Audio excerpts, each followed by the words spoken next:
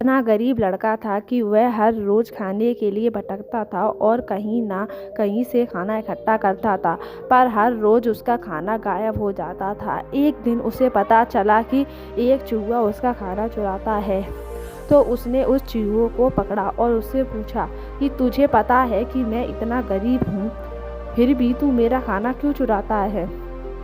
चुराना है तो किसी अमीर का खाना चुरा जाके। तो चूहा बोला कि तेरी किस्मत में कुछ ही चीज़ें लिखी हैं तो तुझे कुछ ही चीज़ें मिलेंगी, भले ही तू कितनी भी कोशिश कर ले, कितना भी इकट्ठा कर ले, लेकिन वो तेरे किसी काम का नहीं। यह जानकर वह लड़का बड़ा शौक हुआ। ऐसा ऐसा कैसे हो सकता है?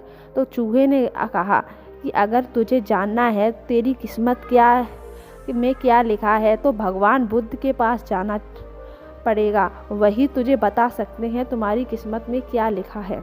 इसलिए वह लड़का भगवान बुद्ध से मिलने के लिए निकल पड़ा। चलते चलते बहुत रात हो चुकी थी, इसलिए रास्ते में उसने एक हवेली देखी और उस हवेली के में रुकने की इजाज़त मांगी। हवेली वाले ने लड़के से पूछा कि वह इतनी रात को कहाँ जा रहा है। उसने कहा, मैं भगवान बुद्ध से अपनी किस्मत के बारे में पूछने के लिए जा रहा हूँ। तो हवेली वाले ने कहा कि तुम भगवान बुद्ध से हमारा सवाल भी पूछोगे? हमारी 19 साल की लड़की है जो बोल नहीं सकती, तो क्या करें? तो हम क्या करें? इसकी आवाज़ कैसे आएगी? उस लड़के ने कहा, ज़रूर पूछूंगा आपका सवाल। और उसने उनको धन्यवाद कहा। सुबह वहाँ से निकल पड़ा।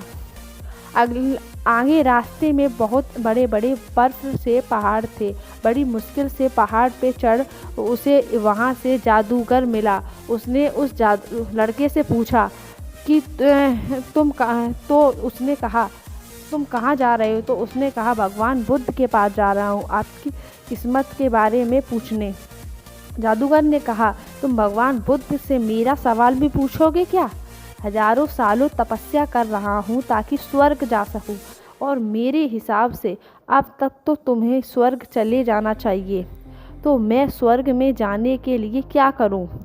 लड़के ने कहा, ठीक है, मैं आपका सवाल भगवान बुद्ध से ज़रूर पूछूंगा।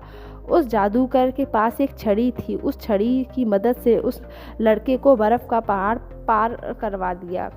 जब आगे लड़का बढ़ा, उसके सामने एक बड़ी चुनौती थी।